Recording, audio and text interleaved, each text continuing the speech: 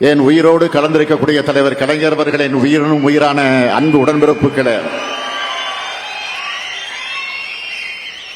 உங்கள் அனைவருக்கும் அன்பான வணக்கம். வீழ்ச்சியுற்ற தமிழ்நாட்டை எழுச்சி பெற வைக்க திராவிட முன்னேற்ற கழகம் என்ற மாபெரும் இயக்கத்தை உருவாக்கின பேரறிஞர் பெருந்தகை அண்ணா அவர்கள் பிறந்த இந்த காஞ்சி மண்ணில் அவர் உருவாக்கின பேரியக்கத்தின் பபல விழாவை நாம் நடத்தி கொண்டிருக்கிறோம். இது திராவிட முன்னேற்ற கழகத்திற்கு கிடைத்திருக்கக்கூடிய பெருமை, அறிஞர் அண்ணா அவர்களுக்கு கிடைத்திருக்கக்கூடிய பெருமை. இந்த பொதுக்கூட்டத்தை மிகச் சிறப்பாக ஏற்பாடு செய்திருக்கக்கூடிய செயல் வீரர்கள் அன்பரசு அவர்களுக்கும் சுந்தர் அவர்களுக்கு நான்,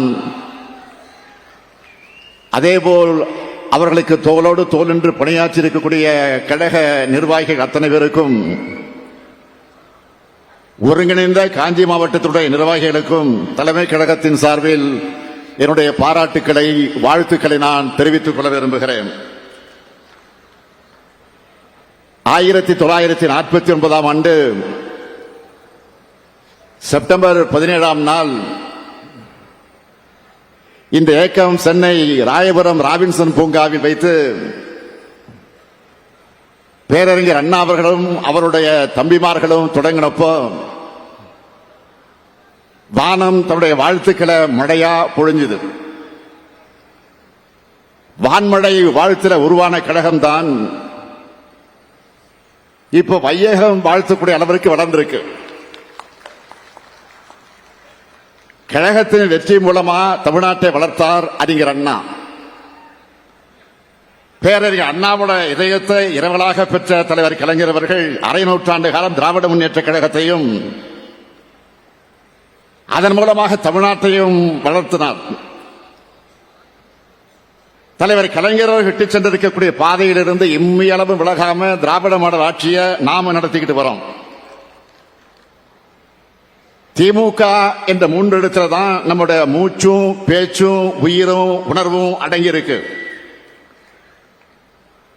இப்படிப்பட்ட வரலாற்று சிறப்புமிக்க கழகத்தோட பவள விழா சிறப்பு கூட்டத்திற்கு வருகை தந்து வாழ்த்துக்களை தெரிவித்து உரையாற்றி இருக்கக்கூடிய கூட்டணி கட்சி தலைவர்கள், நிர்வாகிகள் அத்தனை பேருக்கும் நான் ஒவ்வொருத்தருக்கும் தனிப்பட்ட முறையில் திராவிட முன்னேற்ற கழகத்தின் சார்பில் தலைமை தொண்டன் என்ற முறையில் என்னுடைய நெஞ்சார்ந்த நன்றியை நான் தெரிவித்துக் கொள்ள விரும்புகிறேன். இங்க நீங்கெல்லாம் மிக சிறப்பான முறையில் பகிர்ந்துட்ட வாழ்த்துக்கள்ல நாங்கள் பெருமை அடைகிறோம். எங்களை வாழ்த்துறப்போ அதுல நீங்களே இருக்கீங்க. ஏன்னா நாங்க செஞ்ச சாதனைகளுக்கு நீங்க உறுதுணையாக துணை நிற்கிறீங்க. அதனாலதான் சொன்ன, எங்களுக்கு கிடைச்சிருக்கக்கூடிய இந்த புகழ் மாலையில உங்களுக்கும் பங்கு இருக்கு. கழகத்தை பொறுத்த வரைக்கும் தலைவர் தொண்டர் இல்லாம உடன்பிறப்புகள் என்ற பாச உணர்வோடு எப்படி செயல்பட்டு வருதோ அதே போலத்தான் தோழமை கட்சிகளாக இருக்கக்கூடிய இயக்கங்களையும் நாம கருதுகிறோம். எங்க இயக்கம் உங்க இயக்கம் இல்லாம நாம எல்லோரும் ஒரே கொள்கை கொண்ட தோழமை இயக்கங்களாக செயல்பட்டு வருகிறோம். எல்லோரும் சொன்னாங்க, இது நம்ம மட்டும் இல்ல, நம்ம கூட்டணி அமைச்ச பிறகு தமிழ்நாட்டில் நடந்திருக்கக்கூடிய எல்லா தேர்தலையும் வெற்றி பெற்றிருக்கிறோம் என்றால் நம்முடைய கூட்டணி கொள்கை கூட்டணி மட்டுமல்ல, வெற்றி கூட்டணி.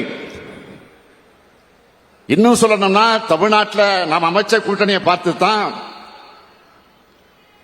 அகில இந்திய அளவில் பாஜகவை வீழ்த்ததற்கான இந்தியா கூட்டணி அமைக்கப்பட்டுச்சு. சில கட்சிகளை உருவாக்கக்கூடிய கூட்டணிகள் தேர்தல் நேரத்தில் உருவாகி தேர்தல் முடிந்தது கலைஞ்சிடும். ஆனா நம்ம கூட்டணி அப்படி அல்ல. நாம ஒற்றுமையாக இருக்கிற பார்த்து, கொள்கை ரீதியாக இருக்கக்கூடிய நிலையை பார்த்து கொள்கை எதிரிகளுக்கு பொறாமையாக இருக்கு. இவங்களுக்குள்ள மோதல் வராதா, பகையை வளர்க்க முடியாதான்னு வேதனையில் பொய்களை பரப்பி அற்புதமான காரியங்களை செஞ்சு தற்காலிகமாக சந்தோஷம் அடைஞ்சிட்டு இருக்காங்க. அவங்க கனவு எப்போதும் படிக்காது. நாடாளுமன்ற தேர்தல், சட்டமன்ற தேர்தல் வெற்றி கணக்கில் நாம் அணி ஐக்கியமாயிட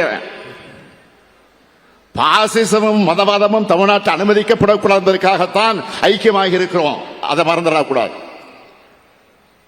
சென்னையில் நடைபெற்ற பவள விழா பொதுக்கூட்டத்தில் நான் உரையாற்றினப்போ உறுதியோடு ஒரு விஷயத்தை சொன்னேன். கழகத்தோட நூற்றாண்டுக்குள்ள எல்லா அதிகாரங்களையும் கொண்டவர்களாக மாநில அரசுகளை மாற்றக்கூடிய அரசியலமைப்பு சட்டம் திருத்தம் கொண்டு வர வேண்டும். எல்லா சட்ட முன்னெடுப்புகளையும் திராவிட முன்னேற்ற கழகம் நிச்சயமாக உறுதியாக செய்யும்னு நான் அறிவிச்சேன். அந்த பயணத்தில் நாம ஒருங்கிணைந்து செல்லணும். திராவிட முன்னேற்ற கழகத்தோட அடிப்படை கொள்கைகள் சமுதாயத்தின் அடிப்படை கொள்கைகளாக இருப்பது சமுதாயத்தில் சீர்திருத்தம்,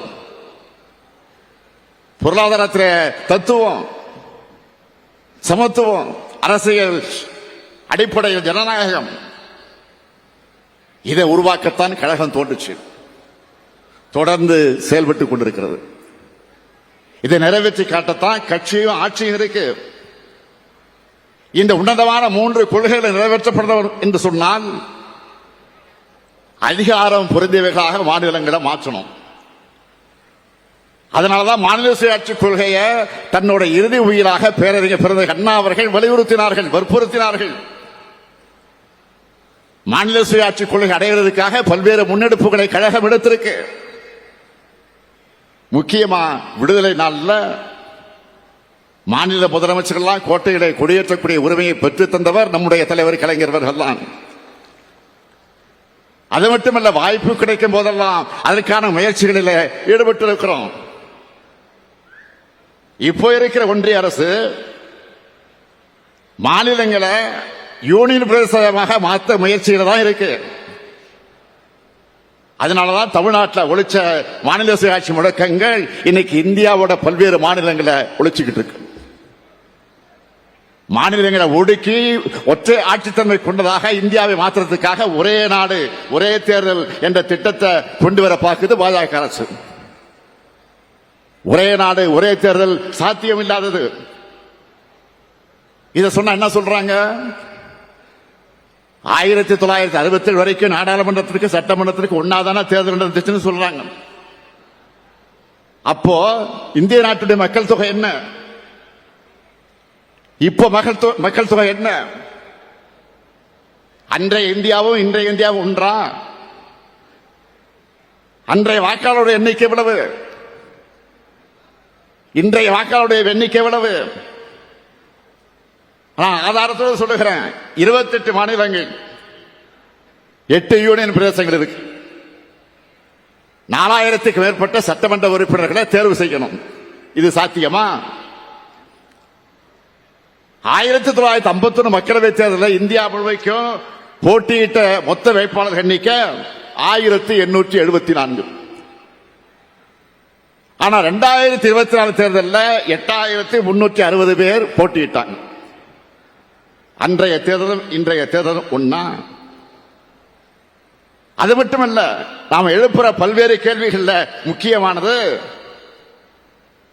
இவங்களால நாடாளுமன்றத்திற்கு ஒரே கட்டமா தேர்தல் நடத்த முடிஞ்சுதா? நடந்து முடிஞ்ச நாடாளுமன்ற தேர்தலை 7 கட்டங்களாகத்தான் நடத்த முடிஞ்சது. நாடாளுமன்ற தேர்தலையே ஒரே கட்டமாக நடத்த முடியாதவங்க நாடாளுமன்ற தேர்தல் இந்தியாவில் இருக்கக்கூடிய எல்லா சட்டமன்றத்துக்கும் ஒரே நேரத்தில் தேர்தல் நடத்தணும் சொல்றது, கூரை ஏறி கோழியை பிடிக்க தெரிய முடியாதவர் வானத்தை கிழித்து வைகுண்டத்தை காட்டு என்று சொல்லுவார்களாம். அது போல இருக்கு. இப்ப காஷ்மீர்ல தேர்தல் நடக்குது. 2 கட்டம் 3 கட்டம் முடிஞ்சு 4வது கட்டம் நடக்க போகுது. 90 சட்டமன்ற உறுப்பினர்கள் தேர்ந்தெடுக்க 3 கட்டங்களாக தேர்தல் நடத்துறாங்க காஷ்மீர்ல. இந்த நிலையில ஒரே தேர்தல் சொல்றதுக்கு வெட்கமாக இல்லையா? ஒரே மதம், ஒரே மொழி, ஒரே உணவு, ஒரே பண்பாடு, ஒரே தேர்வு, ஒரே தேர்தல், ஒரே வரின்னு ஒரே பாட்டை பாடிக்கிட்டு இருக்காங்க. நடைமுறை சாத்தியமற்ற சிக்கல் நிறைந்த பிரச்சனை இது. மக்கள் பிரதிநிதித்துவ சட்டத்துக்கு மக்கள் சட்டத்துக்கு விரோதமானது. இதனால் என்ன நடக்கும்?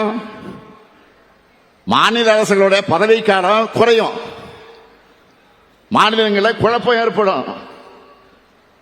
மக்களவையுடைய வரலாறு என்ன? நாடாளுமன்ற தேர்தலை பொறுத்தவரையில் நாடாளுமன்ற மக்களவைகளை எத்தனை காட்சிகளை பார்த்தவன் முன்கூட்டியே கலைக்கப்பட்டு இருக்கு.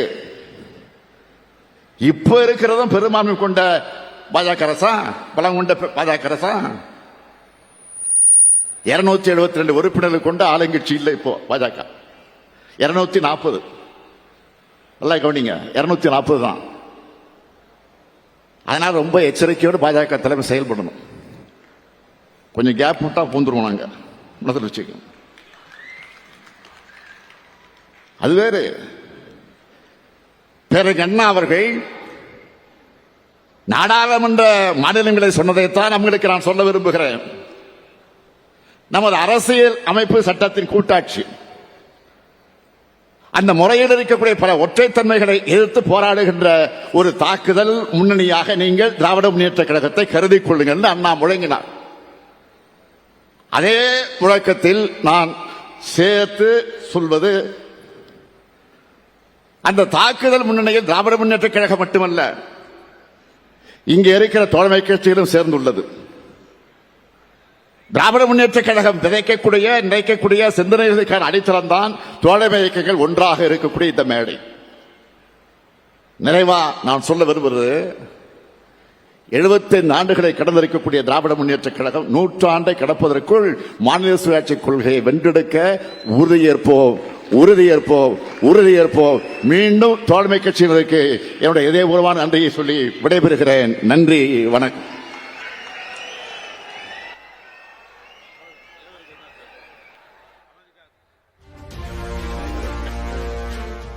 காஞ்சிபுரத்தில் திமுக பவள விழா சிறப்பாக நடைபெற்று முடிந்திருக்கிறது. முதலமைச்சர் மு.க.ஸ்டாலின் இதில் சிறப்புரையாற்றினார். கூட்டணி கட்சி தலைவர்கள் இதில் பங்கேற்றனர். மூத்த அமைச்சர்களும் மூத்த தலைவர்களும் இந்த பவள விழா நிகழ்ச்சியில் பங்கேற்றனர். இந்த பவள விழா நிகழ்ச்சியில் முதலமைச்சர் மு.க.ஸ்டாலின் திமுக கூட்டணியை பார்த்தே மத்தியில் இந்தியா கூட்டணி அமைந்தது என்றும் கூறியிருந்தார்.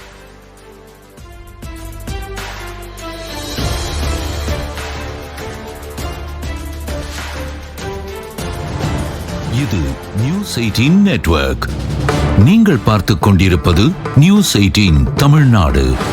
எங்கள் வீச்சு, உங்கள் வலிமை.